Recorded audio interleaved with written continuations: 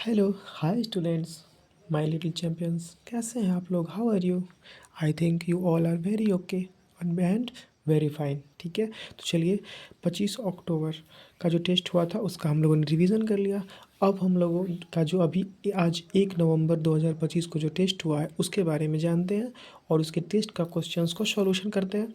थोड़ा इतिहास है, थोड़ा मैथ है। ठीक है, शुरू करते हैं। ओके, फर्स्ट क्वेश्चन था अमोघ वंश किस वंश का शासक था? तो अमोघ वंश राष्ट्रकूट वंश का शासक था। सेकंड, हर्षवर्धन को किसने हराया था? तो हर्षवर्धन को पुलकेशिन द्वितीय ने हराया था। किसने हराया था? पुलकेशिन द्वितीय ने हराया था। थर्ड है, पुलकेशिन द्वितीय किस वंश का शासक था? तो ये चालुक्य वंश का शासक था। चालुक्य वंश कौन से वंश का? चालुक्य वंश, जो कि वादामी के चालुक्य थे। ठीक है, वादामी। ठीक है, इसके बाद इसी में आ गया थर्ड भी क्वेश्चन। फोर्थ, बृहदेश्वर मंदिर किसने बनवाया था? बृहदेश्वर मंदिर राज चोल प्रथम जो था, ये राज प्रथम, या इसे ही हम लोग राज चोल प्रथम भी कहते हैं। ठीक है, जो चोल वंश का शासक था उसने बनवाया था। ठीक है, फोर्थ नंबर या फिफ्थ मान लो, इसे फिफ्थ हो गया। श्रीलंका व मालदीव नामक द्वीपों पर अधिकार किसने किया था? ये भी यही था। कौन था?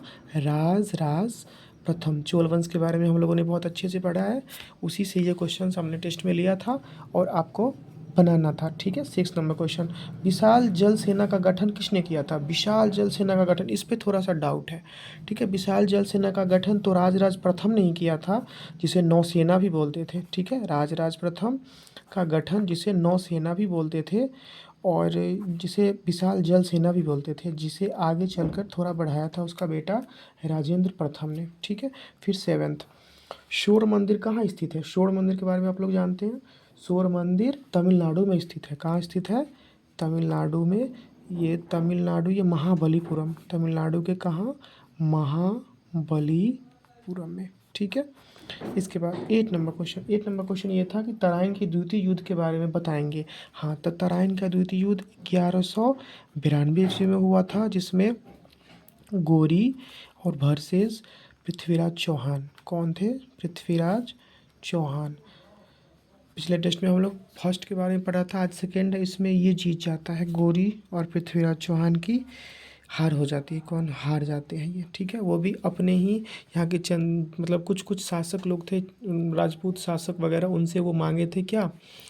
कुछ सहायता, बट वो लोग सहायता दिया नहीं, जिसके कारण उसका आक्रमण हो गया गोरी का, और वो भी बहुत कूटनीतिज्ञता के साथ उसने आक्रमण किया था। ठीक है, जैसे कि ऐसा होता है ना कि कहीं पे हम घात लगा के बैठे हैं, उनको लगा कि वहाँ है ही नहीं, जब वहाँ से वो निकल रहे थे तो उस पर पीछे से अचानक से आक्रमण हो गया। इस तरीके से मोहम्मद गोरी ने छल के साथ पृथ्वीराज चौहान को हराया था। ठीक है, सेकंड में, और बहुत ज़्यादा यातना दे के उसे मारा गया था। आप लोग इसके मूवी देख सकते हो, बहुत ज़्यादा। नाइन्थ, विरूपाक्ष मंदिर किसने बनवाया था? विरूपाक्ष मंदिर के बारे में आप लोग जानते हैं, ये विजयनगर साम्राज्य, ये है एक विजयनगर साम्राज्य। ठीक है, के एक राजा थे, देवराज द्वितीय, उन्हीं के द्वारा ये बनवाया गया था। 10th नंबर क्वेश्चन है, नाडु किसे कहते थे? बहुत सारी जगह पे प्रशासनिक इकाई को ही बोलते हैं, बट नॉर्मली हम लोग, हमारे बुक में है कि गाँव के समूह को क्या बोलते थे उस समय? दक्षिण भारत में नाडु बोलते थे। क्या बोलते थे? नाडु। इस तरह से इतिहास का क्वेश्चन यहाँ पे ख़त्म होता है। फिर आता है यहाँ पे कुछ मिलान करने वाला क्वेश्चन आता है। देखिए, अब ये मैथ्स यहाँ से स्टार्ट होता है, मैथ्स। ठीक है, समबाहु त्रिभुज की परिमाप हम लोग पिछली वीडियो में अच्छे से पढ़े हैं, आप लोग देख के अच्छे से याद कीजिएगा। समबाहु त्रिभुज की परिमाप, समबाहु मतलब जिसकी 3 भुजाएं बराबर होती है, तो इसका होगा 3 गुना भुजा। फिर आयत का परिमाप 2 × L + B, मतलब 2 गुना लंबाई जोड़ चौड़ाई। समबाहु त्रिभुज जिसके 2A + B कर सकते हैं, जिसका 2 भुजा समान भुजा ए अगर है और तीसरी भुजा बी है, जैसे कि मान लीजिए ये ए और ये बी। ठीक है, और ये आयत मतलब जिसकी लंबाई चौड़ाई बराबर होती है। ठीक है, तो यहाँ पर हम एल भी कर सकते हैं। फिर ये हो गया एक वर्ग जिसकी चारों भुजाएं आपस में बराबर होती है, तो ये वर्ग का परिमाप क्या हो गया? 4 गुना भुजा। इस तरीके से हम लोग ये देख लिए। अब हमको करना है कि उस आयत की लंबाई बताएं जिसकी परिमिति 80 सेंटीमीटर एवं चौड़ाई 20 सेंटीमीटर। चलिए इसका क्वेश्चन हम लोग देखते हैं, एक मैथ्स का। ये हो गया 1, ये हो गया 2, ये हो गया 3, ये हो गया 4, 5, 6, 7 क्वेश्चन हो गया। 1, 2, 3, या 4 के वजह से 5 कर लीजिए। 5, 6, 7, 8, 9 10, इससे 10 अच्छा हो गया। ठीक, तो चलिए हम लोग ये 4 के बाद ये 5 नंबर क्वेश्चन देखते हैं। 5, चलिए तो 5 नंबर क्वेश्चन में है कि मैथ्स का 5 दिख रहा है ना आप लोग को। मैथ्स का 5 देखिए, इसमें क्या करना है, उस आयत की लंबाई बताएं। उस आयत की लंबाई बताना है। ये मेरे पास एक आयत है जिसे रेक्टेंगल बोलते हैं। उस आयत की लंबाई बताइए, लेंथ, ये हमें बताना है। जिसकी परिमिति, यहाँ पे पेरीमीटर मतलब पी, पेरीमीटर कितना दिया हुआ है 80 सेंटीमीटर, और चौड़ाई, चौड़ाई मतलब ब्रेथ, मतलब चौड़ाई कितना दिया हुआ है 20 सेंटीमीटर।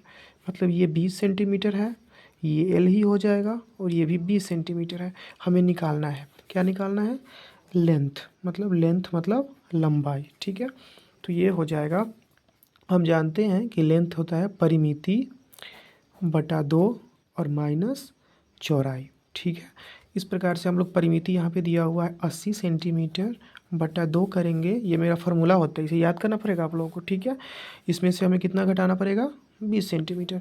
तो ये इससे हम कट कर दिए, तो ये हो गया 40 centimetre minus 20 centimetre equal to 20 centimetre. ठीक है, डन। तो ये हो गया 5, ये भी डन हो गया। तो ये हो गया 20 सेंटीमीटर।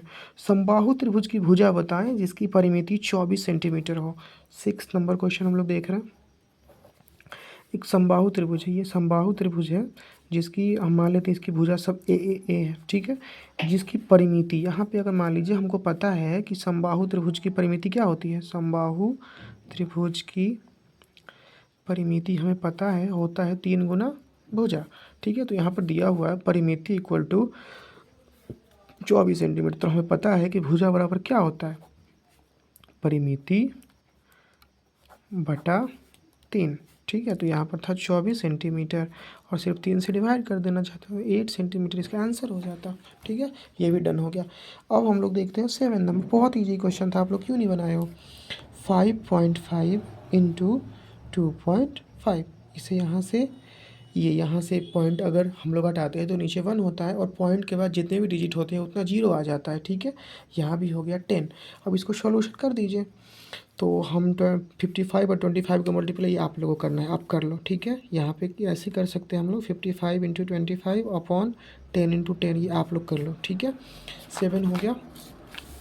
अब हम लोग कुछ 8 नंबर क्वेश्चन पे आते हैं। ठीक है, 8 देख लेते हैं। 8 में क्या है, पढ़ने की शुरुआत ऑन के साथ। ठीक है, 8 नंबर क्वेश्चन में है 3 centimetre equal to how many kilometre.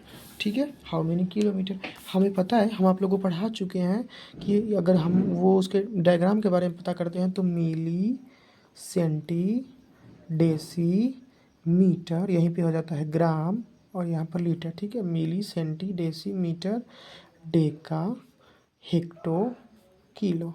ठीक है, ये कर लिए।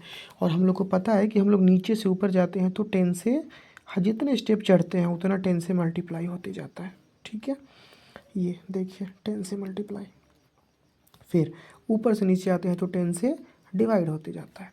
ये बिल्कुल याद कर लीजिए, इसमें बहुत बार ये क्वेश्चन आता है और बहुत जगह चेंज करना पड़ता है। ठीक है, तो ये हो गया डिवाइड 10 डिवाइड 10 डिवाइड 10।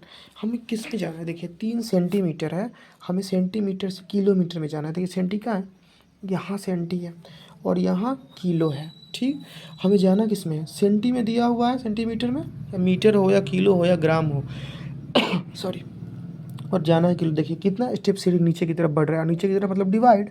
तो 1 2 3 4 5, तो 3 अपॉन 1 पे 1 2 3 4 5, ये हो गया किलोमीटर हो गया। अब इसे हम अगर डेसिमल में रखना चाहते हैं तो 1 2 3 4 5, 5 0 हो गया, तो 3 0 0 0 0 पॉइंट, ये हो गया किलोमीटर। ठीक है, नाइन्थ हो गया 8 मीटर और 4 सेंटीमीटर। 8 मीटर और 4 centimetre equal to how many metre. 8 metre and 4 centimetre equal to how many metre. देखिए ये कैसे सॉल्व होगा, हमें पता है। हम अभी देखिए ये डायग्राम बनाया है ना, इसको ध्यान से आप लोग देखिएगा थोड़ा सा। ये हमें मीटर है, ठीक है, इसी में चेंज करना है। ये सेंटीमीटर, यहाँ तो मीटर का मीटर है ही, तो प्लस कर लीजिए। और ये सेंटीमीटर, ये सेंटीमीटर को सिर्फ मीटर में बदलना है। सेंटी कहाँ है, यहाँ है। मीटर कहाँ है, यहाँ है। तो एक स्टेप 2 स्टेप, मतलब 4 अपॉन 100, यही तो करना है ना। ये हो जाएगा, इतना हो जाएगा मीटर। अब इसको मिक्स ऐड कर दीजिए।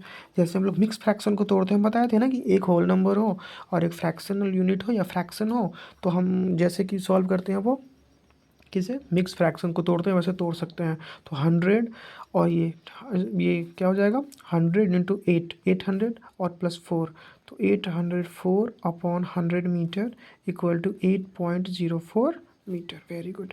लास्ट क्वेश्चन, 8 सेंटीमीटर और 2 मिलीमीटर। देखिए 8 centimetre 2 millimetre equal to how many मिली।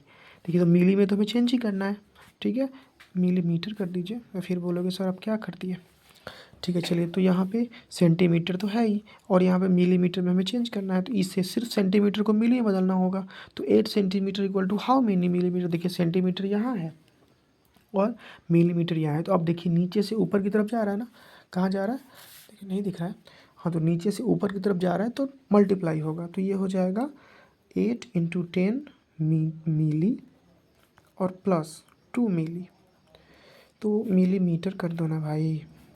तो ये 80 मिलीमीटर और प्लस 2 मिलीमीटर, तो ये हो जाएगा 82 मिलीमीटर। एनीबॉडी डाउट, सब ठीक है।